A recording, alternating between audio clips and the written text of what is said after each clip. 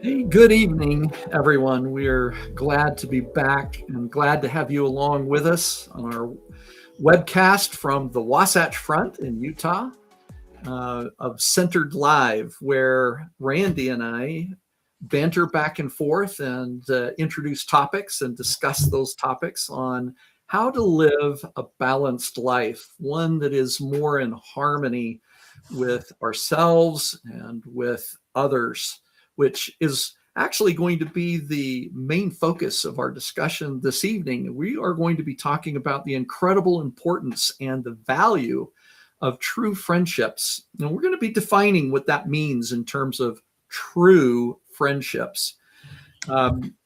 As if you've been with us before, you know that I'm a history geek, and you know that Randy is a tech geek.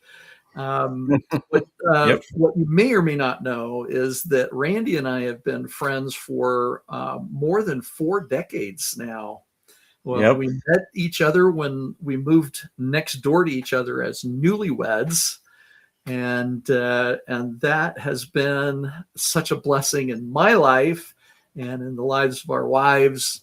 We have raised our children in parallel, and we continue to enjoy each other's friendship and camaraderie, and sometimes problem solving, different types through the years. And so it's fun to be able to take on a topic that is of great value to both of us. And we hope that as we share some ideas and some relevant facts, that you will find that it is something that can be of value in exercise, as in when you do and you act on some of the ideas that we kick around, then you'll find that is a great improvement, perhaps. And I To want to find out how come Paul considers me a friend.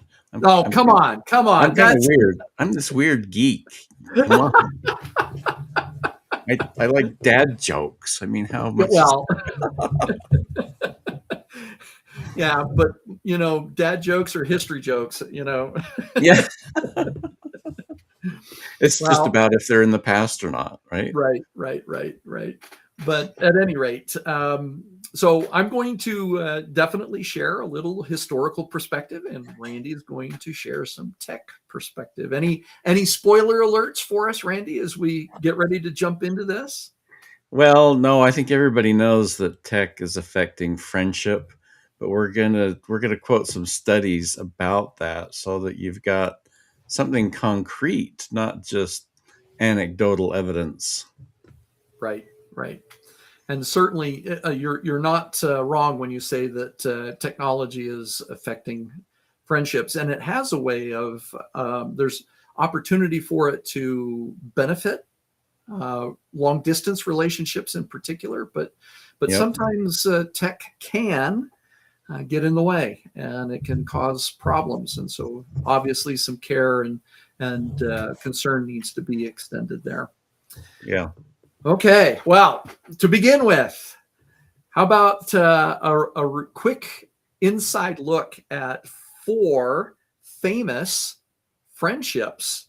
And my guess is that our audience will be aware of some of those friendships, and maybe a couple will catch them by surprise. But I just wanted to have a little bit of fun, and again, historically speaking, to take a look at some people that are well known, but we may not be aware of how much their friend relationship actually affected them. So my first one is C.S. Lewis and J.R.R. Tolkien, both living in England, and they were contemporaries. But as they met, they became fast friends.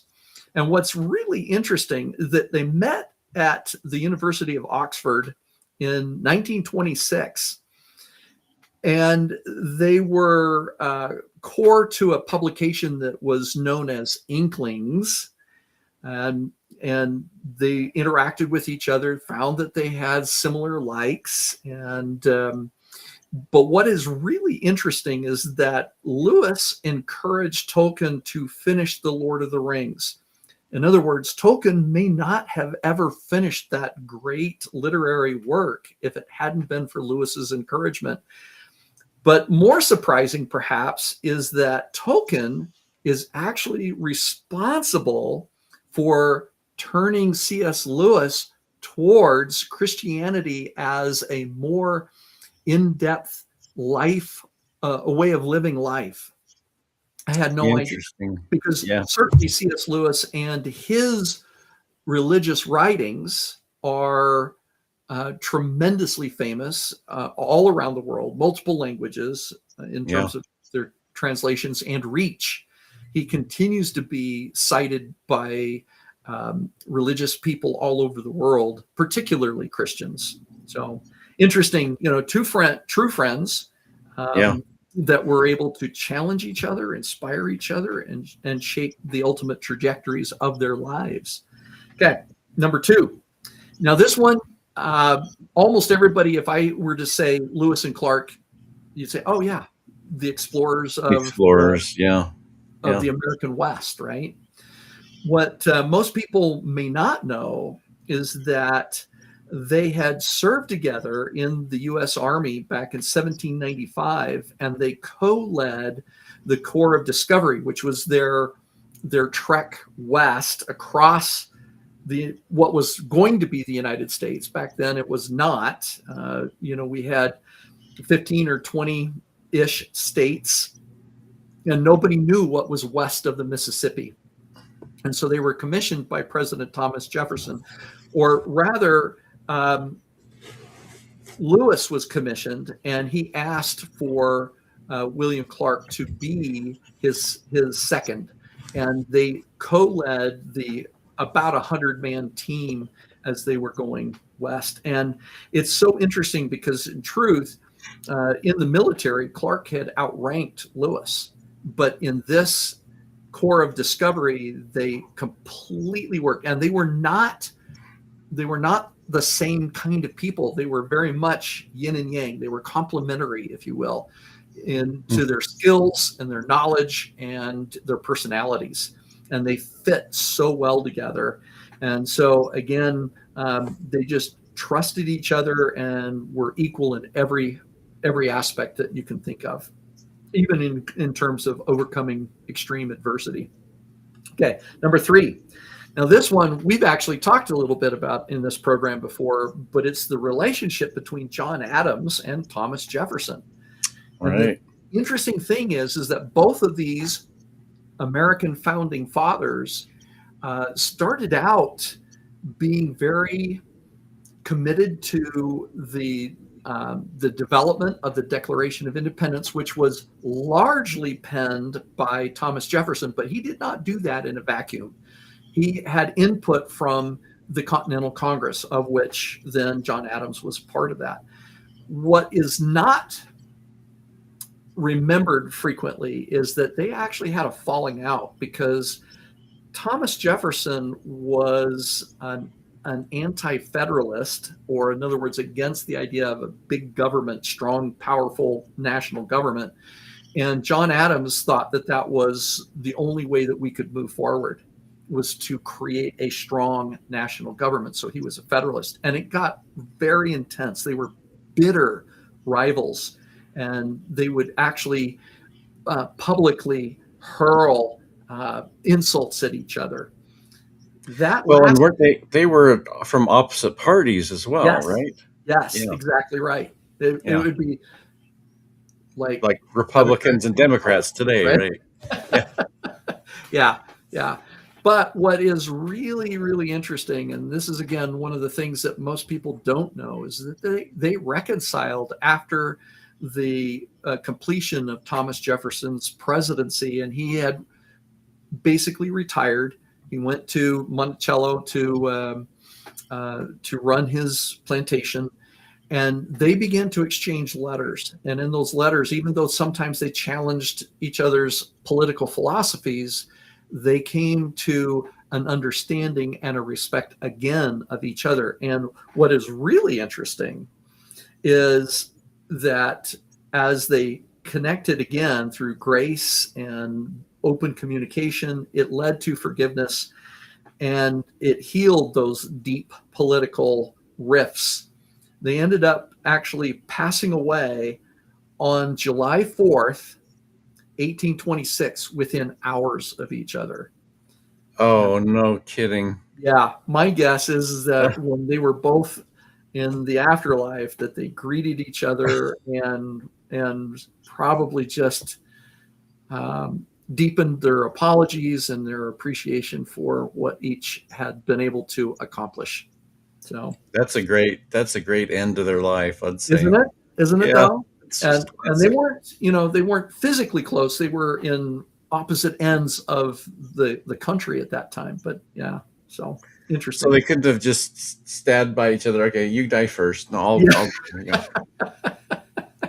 And what's interesting is that every now and then you hear about husbands and wives that pass away within hours of each other. Yeah, Yeah, but it's kind of fascinating. And on July 4th of all days, right?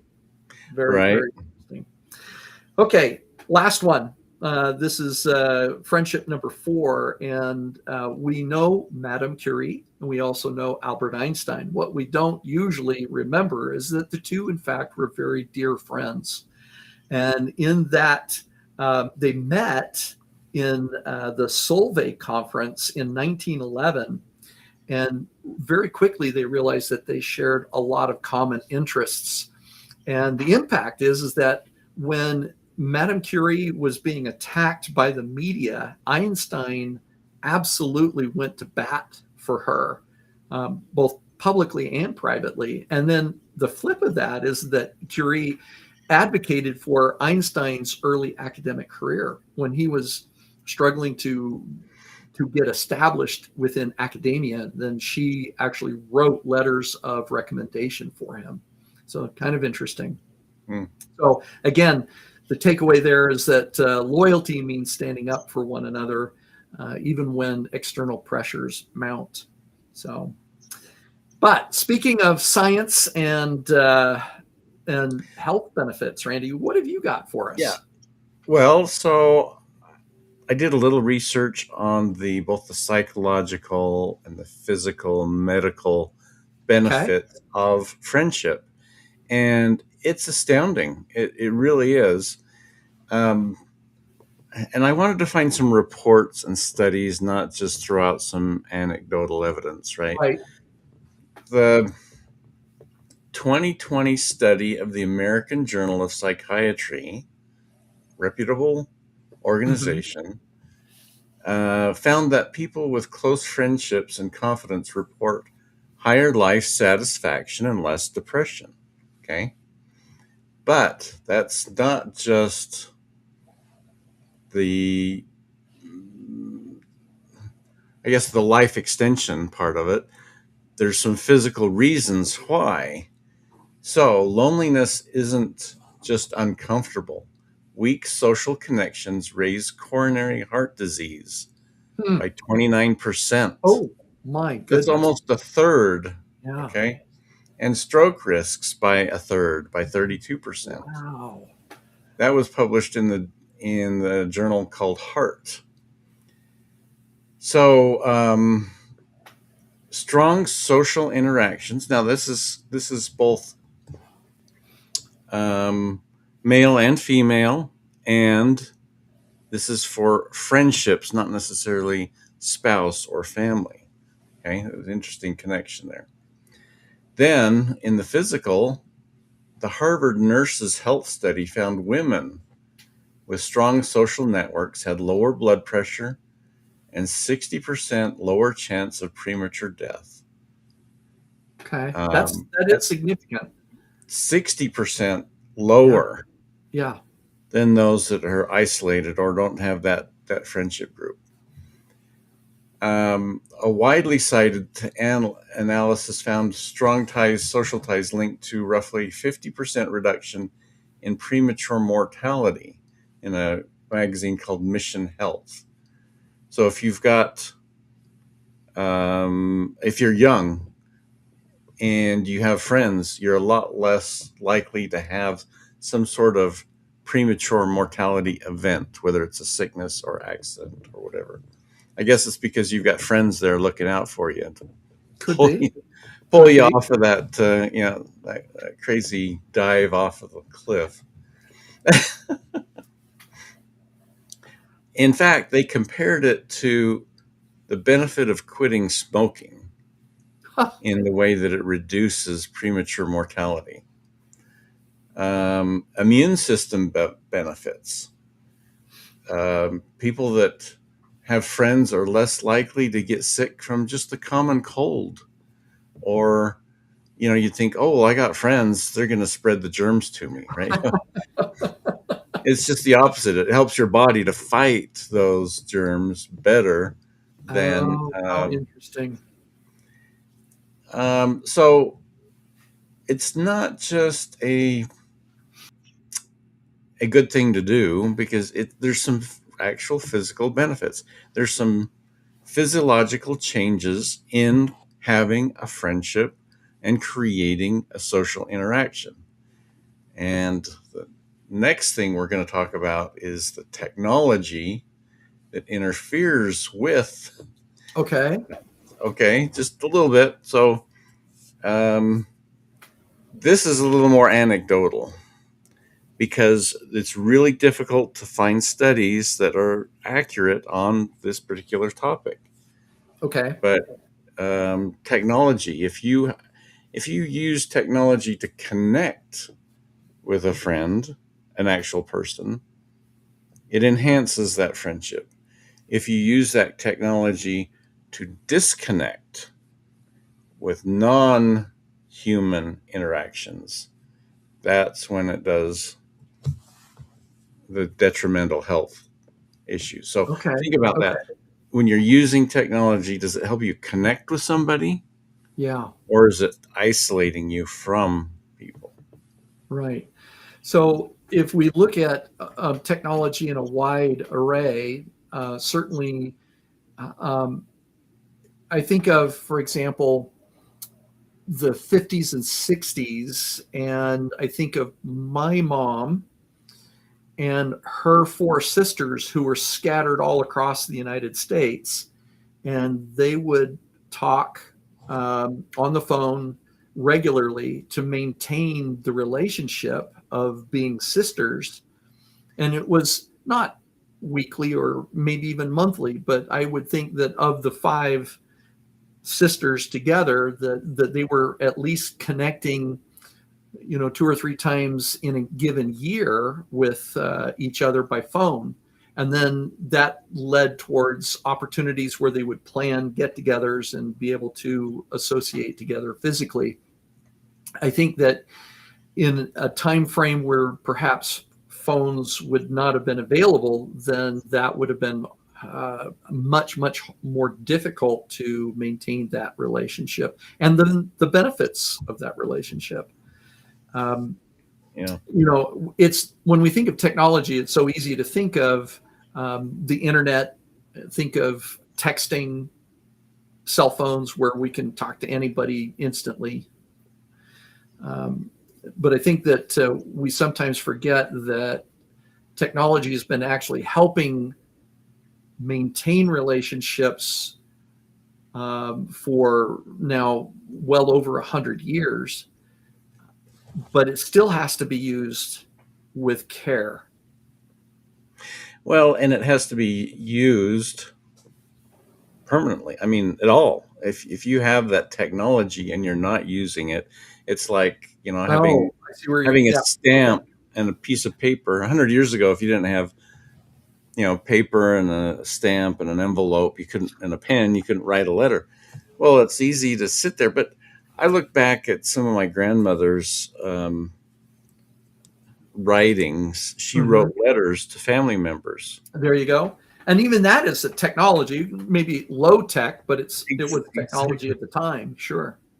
Yeah, and every once in a while she would send, when cassette tapes came out in the Oh, 70s, early 60s, late 70s, you could pop in a cassette tape. She would record a story or a life experience and send it to her sisters. It was just, it's a wonderful memory to yeah. have Yeah. that. So, Wonderful. Yeah. In fact, I know that I have a cassette tape of the funeral of my grandfather Malloy, and that still would be something that I would learn about his life if I took the time to listen to it again. It's been enough years that I've forgotten pretty much a lot of those Yeah, details. But yeah, yeah, okay. Um, and again, you mentioned there's the danger of not using the tools that are available to us. There's also, as you said, the danger of using the tools to actually disconnect from real human beings and our associations and just pulling into a digital fabrication. And I know everybody wants to blame AI as part of that problem. What are your thoughts there on that? And again, this is something that we've certainly explored a little bit before in other episodes, and viewers, yeah. listeners could go back and check out those previous episodes. But any immediate thoughts and encouragements? Yeah. So here's the thing with AI is that first understand that the technology is not intelligent. It is a mathematician. AI is really good at math, and it takes basic math and applies that to language. Interesting. And so you have this large language model is what we really have. And there's Right. very little true intelligence among these large language models. Now that's growing, it's going to change. But with this is a really high quality mimicking of human interactions. So that language model can learn voice patterns and then reply with something that will be pleasing to the other person and recognize that. And so it creates this false relationship. It's a one-way street. You're actually having this relationship with yourself, so to speak. Yeah, it's an echo chamber. Yeah. Yeah. So and we've talked about this. I think when we've talked about it in the past, we talked about how AI is a reflection of humanity because it's trained on human knowledge. Right. There's very little new creativity coming out of AI. It is basically reassembling pieces of our past, our knowledge, Mm-hmm. and oh, there's a gap there. Well, you know what? I know this, and I know this, and I know this, and I know this. So it must be this, and Uh-huh. can connect things that we haven't connected before. Yeah. And I know that we've also discussed how one of our greatest relationships is with a supreme being, a God, if you Hmm. will, and the comfort that we can take from the reality of that relationship. But we also then certainly see some people, particularly younger generations, that are trying to turn to a fabrication of deity through AI. And keep in mind that because AI is a human construct, it is also humanly flawed. Hmm. And we have seen now scenarios where the AI created deity has caused harm. And it's definitely worth being very, very careful when exploring that kind of again, that human to machine relationship. So let's Yeah. talk a little bit, Randy, about true friendships. And I'm going to ask you: do you remember when we lived next door to each other? And when I say next door, people, there was a cinder block wall between their apartment and our apartment, and so I could hear if you were doing the dishes. yeah, I could hear the water running and I hear the right, clanking. I couldn't right. hear anything else. Don't worry. I could just hear you doing Sometimes the I dishes. remember we'd knock on the wall and say, "Hey, keep it down over there," That's just right. for fun. It Are you wasn't guys as smooching again? serious. Yeah, I remember our kitchens were literally on opposite sides of that Yep. cinder block wall. Yeah. Yeah, but in terms of meeting together, what were some of the things that maybe you think pulled us together? First of all, I think that we had a lot in common. Mm-hmm. Okay, we were young marrieds, had no children. Yep. We, had our lives before us. We were optimistic about lots of different things. We had plans. We were moving forward, and we had no money. True that. So just hanging out together, maybe getting a burger now and then was a special event. Yeah. But having that, Or a bowl of ice cream. Hey, that's right. bang, bang, Yeah, bang, bang. You want to come come over on and over have for some ice ice cream cream. with Yeah, us? that's right. And birthday cards. Yeah. I still remember you guys giving us birthday cards, and I remember getting a birthday card from you guys, and I'm going, "Wow, this is nice." But Now I send him text messages on his birthday and tease him about being old. that's right. Are you 40 yet? Uh, so I think a part of it was familiarity, something in common that we shared, Mm-hmm. and there's a lot of more basic things like we spoke the same language. Yes.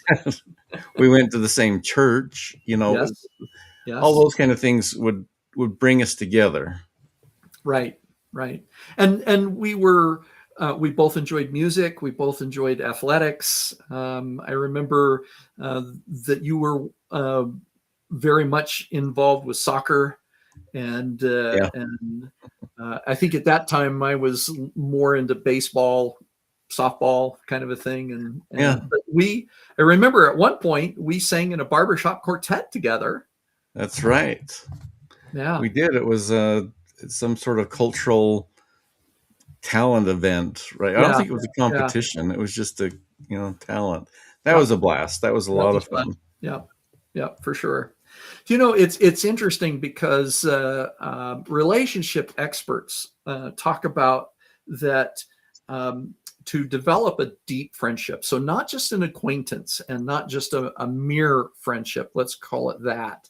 To have the deep kind of relationship that you and I have enjoyed for so many years, it is based on a minimum of 200 hours of interaction. 200 hours, that's a lot of time. And when you think about that as a few minutes here and a few minutes there, and maybe an occasional time when we're literally spending a couple of hours together, that it's interesting that experts talk about that type of an investment into the relationship.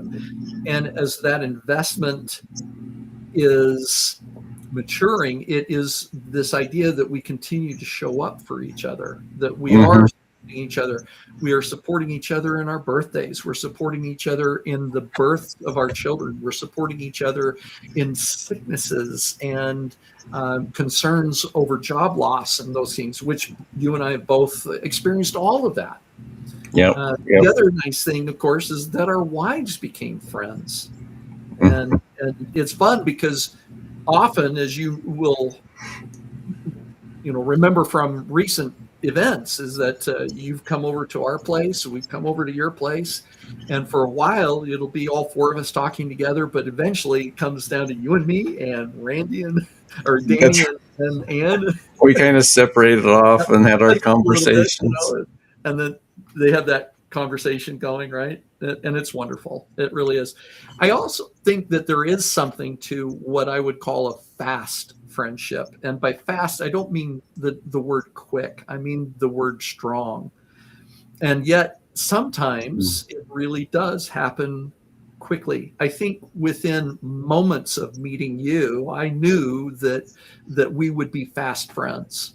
And we Mhm. have certainly enjoyed that relationship, even when we have been separated by long distance moves. Um, so you might remember that we moved from Bountiful, Utah to Arizona. That Yeah. was when I went to pilot training in Yeah. Arizona. And then we ended up coming back. But then, of course, more recently, Ann and I moved to Wisconsin for 3 years, and we maintained our relationship. In fact, it was then, if those who have been with us before would remember our very first episode, in fact, first 10 episodes, I think, I was in Yeah. Wisconsin. You were Yep. there About in 18 Utah. months ago. That's right. Yeah, yeah, absolutely, absolutely. So, practical tips. Let's talk about how people can actually engage and sustain these kinds of deep friendships, and I think that you capitalize on shared routines, whether that's exercising, whether it's doing errands. But the point is that you continue to follow up. And I know that for me, one of the important things is to say, hey, thanks for spending the time with us. We really enjoyed that, and it's a follow up, and I think that shares a little bit of what, again, I value the time that you take, and that I'm investing, I guess, in a way. Although I'm not ever looking for a return on that investment, it's a natural return, and I think that's the way that it's supposed to be. Hmm. Um, the other thing, of course, is that real friends show when they're vulnerable. They're not afraid to say, hey, I don't know how to do this, or I'm at a loss here. I don't understand what's going on. I'm depressed, or a myriad possibilities. It's not just when you're sick physically and somebody Hmm. comes over with a bowl of soup. It's very much the idea, though, that I have asked Randy on multiple occasions. Everything from, hey, I need a new laptop. Is this a good choice? Is this a good buy? Right? Hmm. To, I lost a job and I need to re-engage my network. Yeah. And we talked about that Yep. before. And that kind of support when we are being hurt or we are feeling hurt is a major component. So again, the idea that we want to help each other, and when we do that, we should be specific. Just don't simply say, let me know what I can do to help, but rather turn that around and say, hey, can I bring you dinner tonight? Or can I Yeah. um, can I watch your kids for a while? If that were applicable, Right. um, right? So make it specific. And then when we think about uh, understanding that, heaven forbid that anybody thought that I was perfect. But Randy, I know that you're familiar enough with my strengths, but you're also, I'm sure, familiar with my weaknesses, and I don't try to hide those. So I feel very comfortable in those real and true friendships, as opposed to trying to be something that maybe I'm not. Any thoughts on your part on that? Yeah. So I, along those lines, I think that what creates a real deep friendship is that trust that you can share something vulnerable and not feel threatened, Right. that you won't get a reprimand, or you should have done this, you should have done that. You're empathetic, you're sympathetic, you sit and listen. One of my favorite stories of the Old Testament Mm, is Job.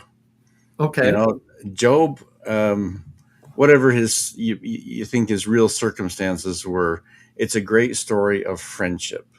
It Ul- is. Ultimately, he's devastated, lost his Right. family, lost his farm, his servants hate him. Um, His family gets killed. his family gets killed. His wife is afraid that she's gonna, so she goes off and lives with family for a while. But what happens is three friends, they show up. And what they do? They spent weeks, not hours, not days. They spent weeks with him, just sitting. Yeah. supporting, dabbing his sores with, with With ointment. wine vinegar or whatever, whatever it was that they used then. Those were true friends that would just come and listen.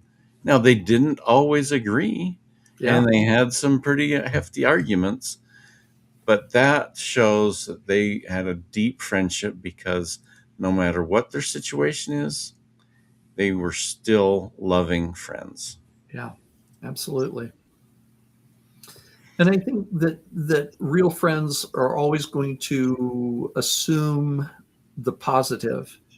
They're not going to jump to a negative conclusion. Even if I were to say something that may have hurt your feelings, you're not going to say, "Oh well, that scum bum, deserves to rot in some prison someplace for that." You're gonna, well, maybe he was having a hard day and something slipped that he might even regret, something like that. And I think that's something that, when I'm working with students and I see their friend relationships, one of the things that I notice a lot is how negative the so-called friends can be towards each other. And when I hear that and I see that, it always hurts me a little bit, because I know what a good friend is. I have many good friends, and it's like, if I call it out and I say, you know what, it would be better if you were nice to each other, if you were supportive of each other, rather than harassing and calling them names. And they think that it's fun and funny, but I think the reality is that the negativity is always going to puncture the heart. And so approaching a relationship as something that you want to nurture, build, and grow is definitely something that is better for all parties concerned. Now, having said that, let's talk for just a little bit about why choosing the right friends is so important. I'm going to share a couple very quick stories. One is that my children, as they grew up, we raised them in Salt Lake City. And as they were going through school, of course, they made friends. Of course they did. What is interesting is that sometimes, people change. And as my oldest daughter started high school, she suddenly realized that her friends that she had through elementary school and junior high had started to do things that were not in line with her code of ethics, her morals. And so eventually she realized that in order to continue to be the good person that she was, she had to disconnect from those friends and try to establish new friends that were more positive. And it was painful for her. She lost those friends, and it had an impact on her personality. In the end, I think she was a stronger person for it, but it was a tough time. Definitely remember that. Yeah. The other thing that I'll just share real quick, and then I'll turn it over to you, Randy, to wrap us up. But I had an opportunity when I was living in Salt Lake City, and an elderly woman moved in next door to us, and I learned very quickly that she had a son that was in jail.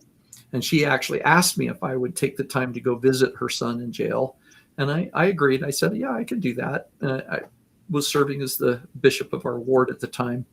And so I could get in, on an ecclesiastical class. Yeah. Clergy, yeah. So I went in and I made a relationship with this younger man. I think he was in his early 30s at the time. And it didn't take long for him to be released. He was there for a year, and so he was released, and he came to live with his mom. One day, he came over to my house, because we were literally right next door to each other. He came over and he says, "Can I talk with you?" And I said, "Of course you can." So we sat on our porch, and he unfolded his life to me. And in that story that he shared with me, this is what he came down to. He said, that was my third time in prison. The first time was because of drugs.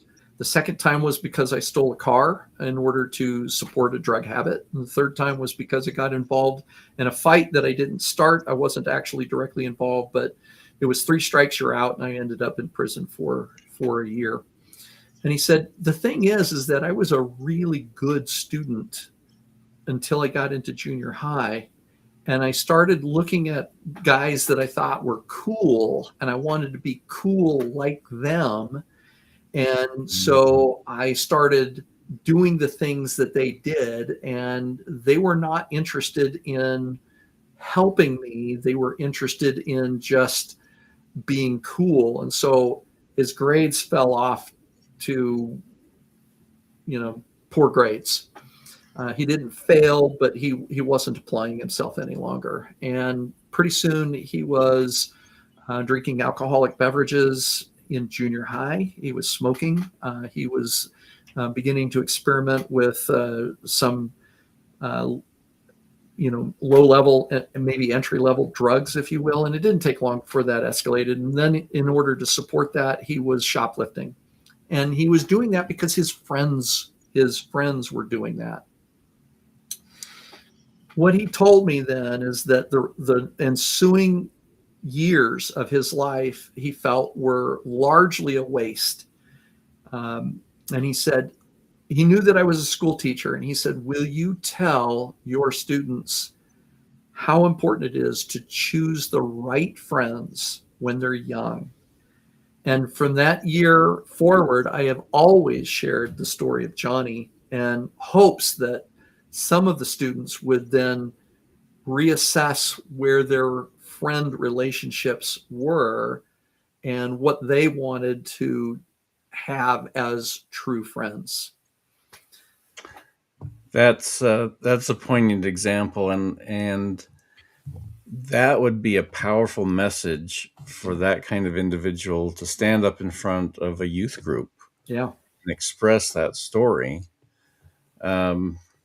I've been in situations where somebody that's come out of that has spoken to a youth group, and has some really poignant things to say, and pointed, what do I want to say, impactful. Yeah, powerful. And like in high school, I had a situation where I was in a class. It was a social studies class my senior year. And our instructor brought in an inmate from a prison to speak to us about life, about choices. Right. That was an impactful thing. And the second thing I had thought of while you're talking is work relationships. Mm-hmm. It was interesting when I caught a glimpse of some research that said something similar about your 200-hour thing. There's so many hours that you had to connect, but it does not necessarily apply to working with an individual. Those are separate entities. So the interaction has to be meaningful on a personal level. Professional time together does not necessarily mean friendship, which I found in a number of cases where I thought I was developing a friendship with somebody, and totally went a different direction. I thought you could trust somebody and take advantage. So those are some interesting things to learn. And how can students, young people, or us for that matter, learn those kind of experiences about friendship, and how do we avoid the image of the popular guy, Right. and want to be that popular one and do things that maybe are against our values? And if we do get, in essence, snared into a relationship that isn't to our benefit, do we have the courage and the strength to break that off and move to something that is more true to who we really are? Yeah. And we could talk about marriage, friendships Mhm. equally, but Yep. that's a whole nother conversation. It is. But you and I are both richly blessed with spouses who are our best friends. That's right. That's right. Sorry, Paul, you're not my bestest best friend. But I understand. Because as great of the friendship as you and I have, we know how important our relationship is with our spouse to be our best friends. Yeah. Well, thanks, Paul. This has been a great, enlightening episode and enriching, and for me, and I hope that everybody, all our listeners, have taken a little time to be introspective, maybe Yeah, to think about how they can be a better friend right. and look for better friends. I love it. What a great challenge that is extended there. Yeah, be sure to like and follow and share our episodes to help us keep going. So, thanks for watching, everyone.